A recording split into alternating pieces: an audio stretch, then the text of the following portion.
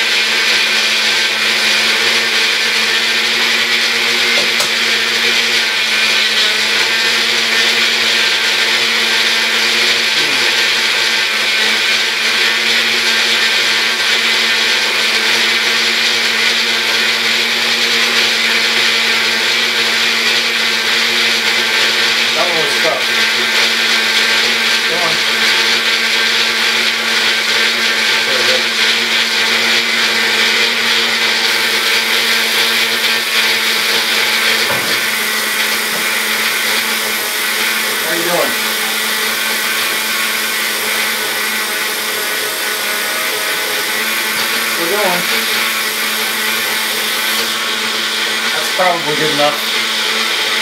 It looks all powdery as it's falling back in, and that's generally where you want to keep it going until it's nice and broken up. Okay, so we want, in the medium saucepan, we'll go ahead and start this up. Medium heat, I'll put it on 6 because everything I've been cooking has been having problems with not cooking fast enough. So we're going to do that at a 6. Medium heat, cream, egg yolk, sweetener, so we need the sweetener in there, and butter.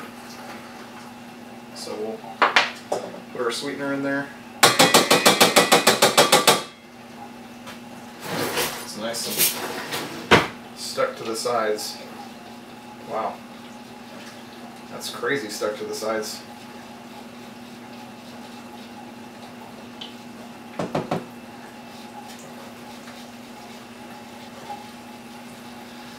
Kind of saw away at the edges here, I guess.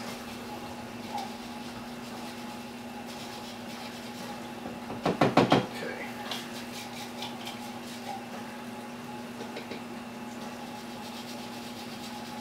Man. I'm not expecting it to stick like that.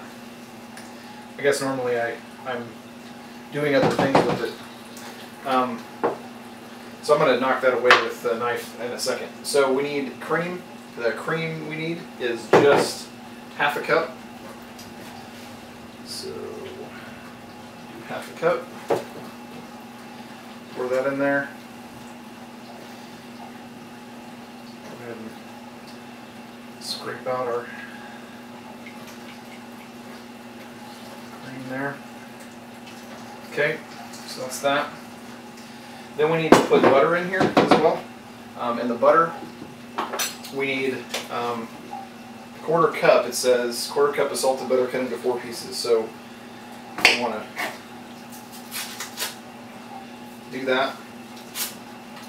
And the reason obviously you want to do this is so it heats more evenly. You don't have this giant block of butter that takes forever to handle. So cut it in half. Cut it in half again. Get our 4 pieces of butter. Come on now. Spread around. We can use this now, since it's already tainted. We can use this to knock the sugar out of here a little bit. There we go.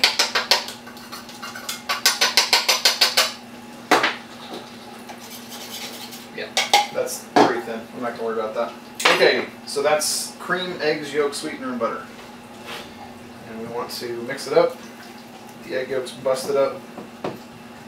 Kind of mix it around a little bit. Obviously pretty bloppy with the egg yolks in there. And get it going. Okay, so we're going to let that sit and let it get melting. Take a little while. And then, let's see here. We need to get ready the vanilla extract, which we've got. And we need to get the shredded coconut, which we've got. Chopped pecans, which we've got. And then the coconut flour. We're going to need to do that with the, okay, at the same time. So we can go ahead and put away some of this stuff while we're waiting on that stuff to heat up a little bit. I always like to clean while I'm cooking because then it's less of a pile of carnage to deal with later. It's one thing that my wife and I differ in. She's obviously a far better cook than me, being a food scientist and all. But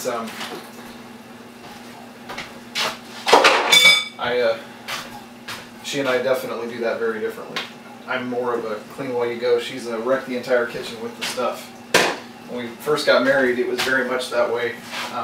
She would use every pan in the house. I mean, we didn't have very many pans back then, but she would use every pan in the house. And I came from the, you know, when I cooked for myself in college, when I was living on my own, it was, you use this pan to cook the mac and cheese in, and then you eat out of the pan, and so you use a fork and the pan, and that's it. So that was the, you know, because I lived with roommates, and there was always the who's doing the dishes, and some places didn't have a dishwasher, and anyway.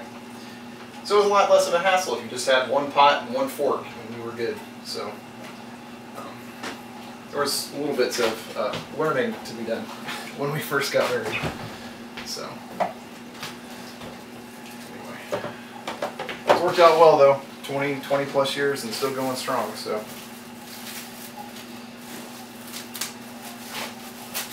put these away for my coconut guesswork. I'm going to try to make macaroons out of that later, because why not? Okay, so that's coconut flour. Put it with parchment paper. So we're not going to need that. Then, let's see here. So we're going to need half a teaspoon, 3/4 cup, which is why I have this out, 2/3, which is why I have this out, 1 teaspoon. Okay, good. So we're good. Alright, so this stuff is still melting. Butter is getting there, though, so it's getting pretty close. Come on, butter.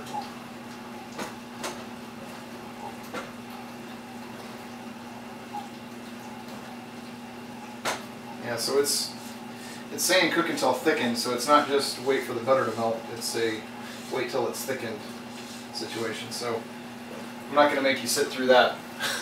I'll be back when this gets thickened up. So here's where we get to have fun. So I walked away for like a minute, and I guess 6 was the wrong option, because now it looks like I have little bits of egg in here. So it cooked a little more than it should have. So yeah, I guess 2 things. 1, don't cook it at 6, and 2, don't walk down the hall and back, because that I guess is a bad thing. So remove from heat and stir in vanilla, coconut, and pecan. So vanilla, we need a half a teaspoon of vanilla extract. I'm going to leave that totally off the heat. Half a teaspoon vanilla extract. So hopefully these aren't totally ruined, but what the hell. We'll see. Worst case scenario is a learning experience. I don't walk down the hall. Okay. Coconut. I need 2/3? No, 3/4. 3/4 of a cup. So 3/4 3/4 of a cup.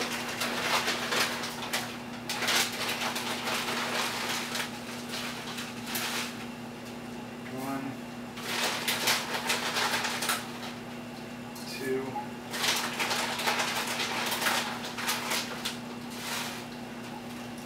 three. Okay, and then I believe it's 2/3 of a cup of pecans. 2/3 of a cup of pecans.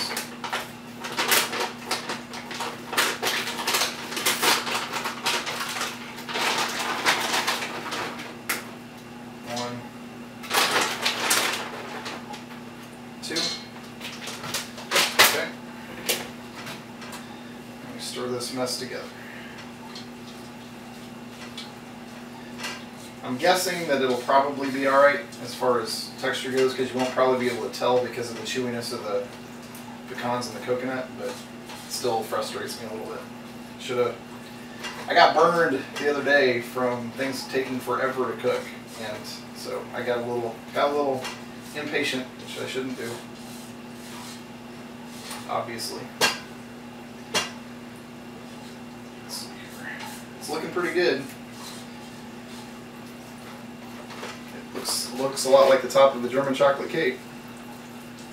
Just ooey gooey goodness.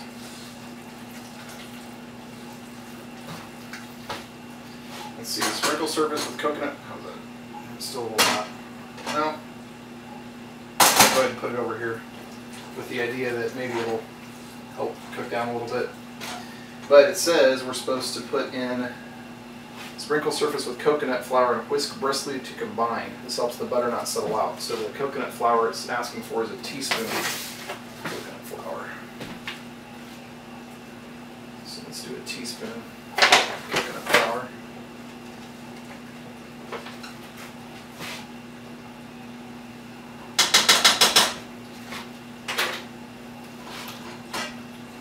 Okay. Whisk briskly. I don't know how you'd use a whisk in here because it would get all tore up by all this stuff.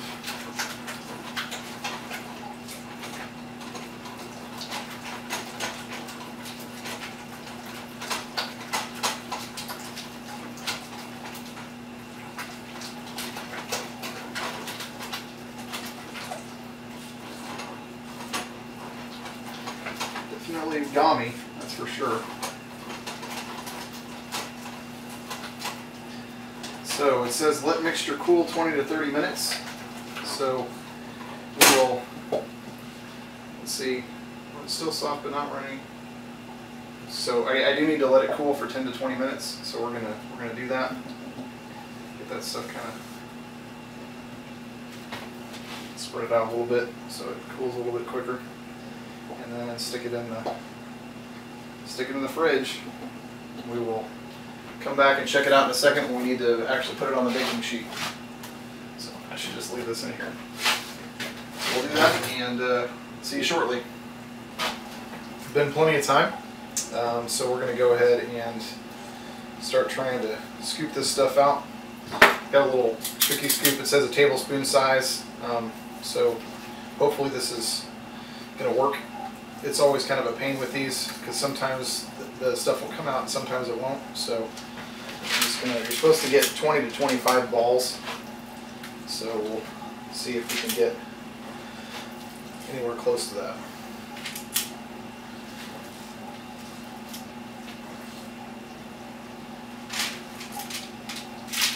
So that's, we'll see. It's maybe a little big.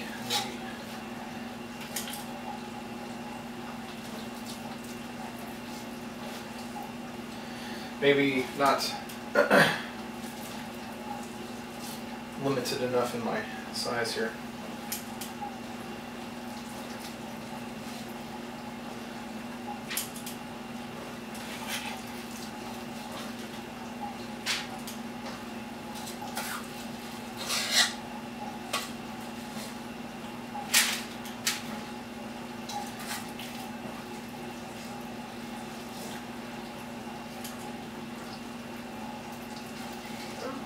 Alright. I might do it after all. Okay.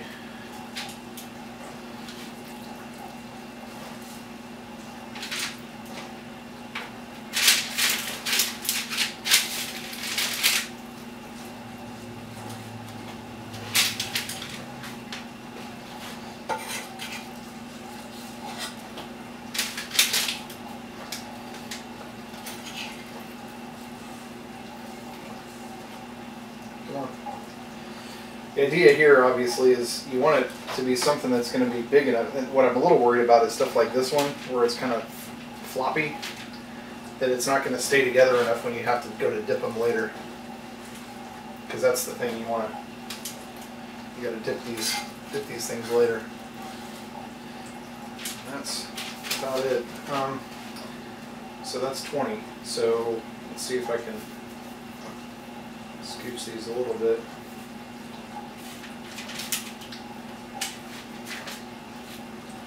So I can get another row in here.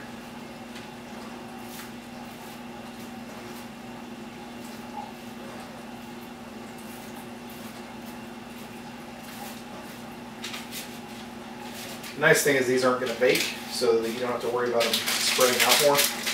They're pretty much going to be this size, so you can get them a little bit more compacted without having to worry about them too much.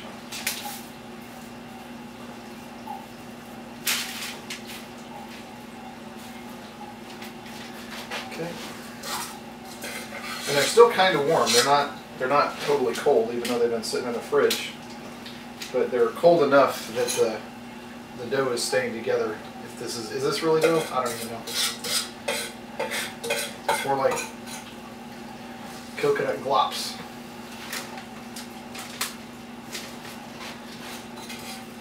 Yep. So 20 to 25 is pretty much spot on. There's still a little bit left in here.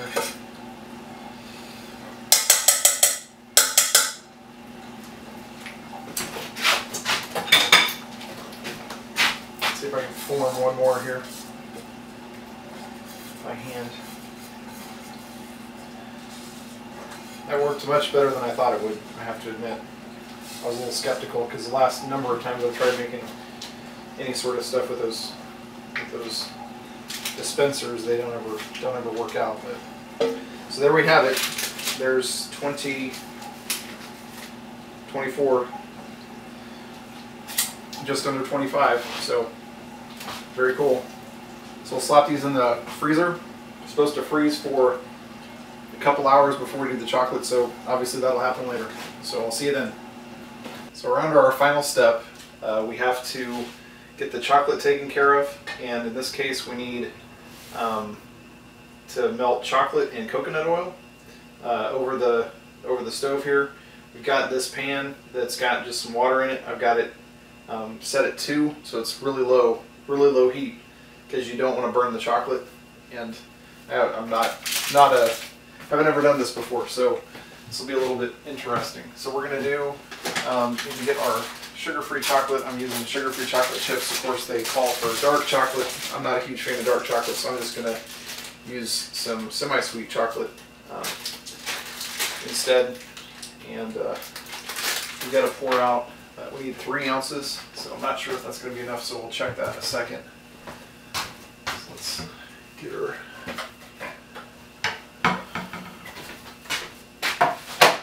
scale here. I guess we can just do this. Tare it. We need 3 ounces. Let's get it over to ounces.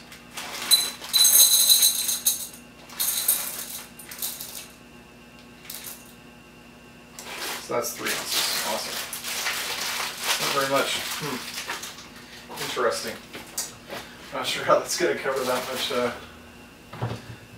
That many truffles, but we'll see.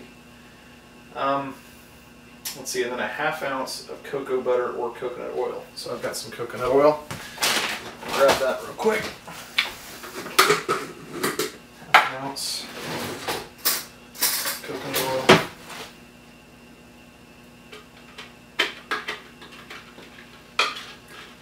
Stuff definitely hardens up in the winter, that's for sure.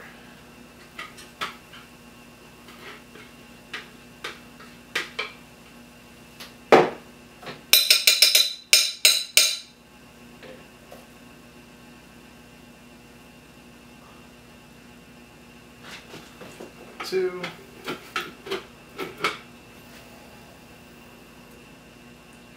3.4. 3.4 still. 3.5. Nice. Nothing like coconut oil. Anyway, so we're going to slap this on here. And let it start melting up. Now this takes a while because you can't, like I said, you can't let it overheat. So I'll bring you back once it's actually done something other than sit here and look like nothing. But that's the way we start.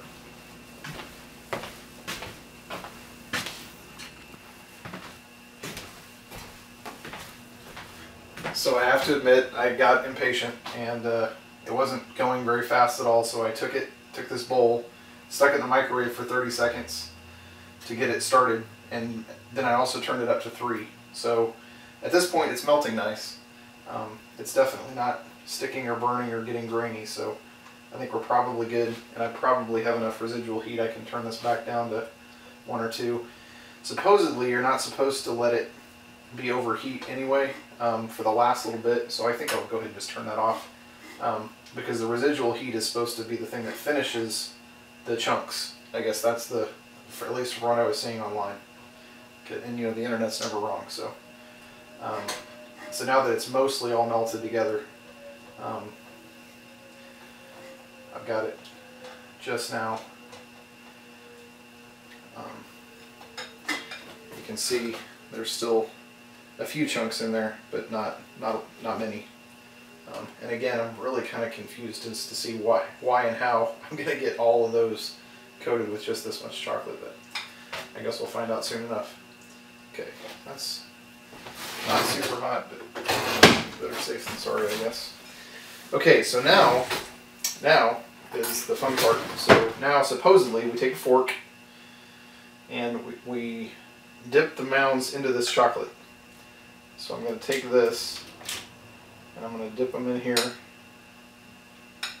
I'm not really sure how to get them totally covered. So I guess we'll just do it like this. All in there. And then you're supposed to tap them to get any of the excess chocolate off. Oops. Well, there we go.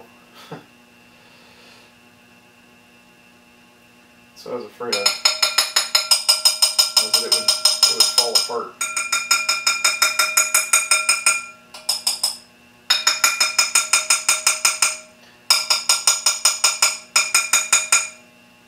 Okay. So now just set that down there.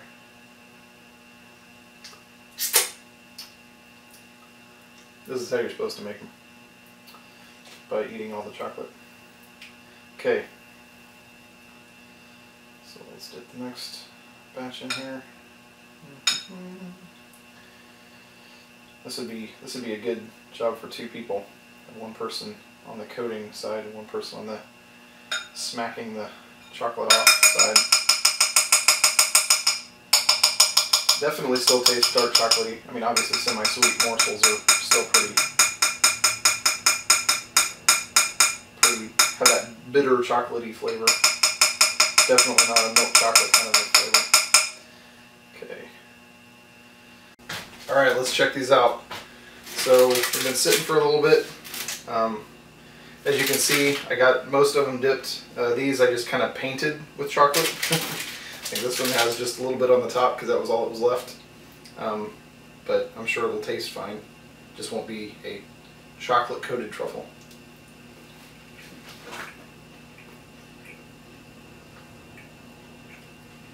That's really good. It's so good I'm going to talk with my mouth full.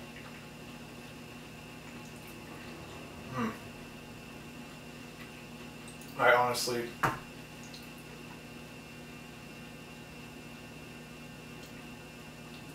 It tastes like a coconut macaroon without the same like kind of toasted texture. It's still really good. Okay, I guess I should try one that's actually got all the chocolate on it though. This one is kind of broken in half, so it doesn't look as good, so I'll take half of this. I'll let my wife eat the other half when she gets home.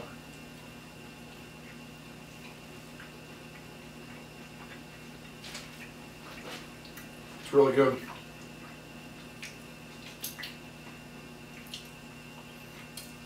The chocolate definitely does add, I mean, obviously another layer of flavor. That's really good. They're kind of fiddly to make. The melting chocolate thing is a little bit more tedious than I would like. I'm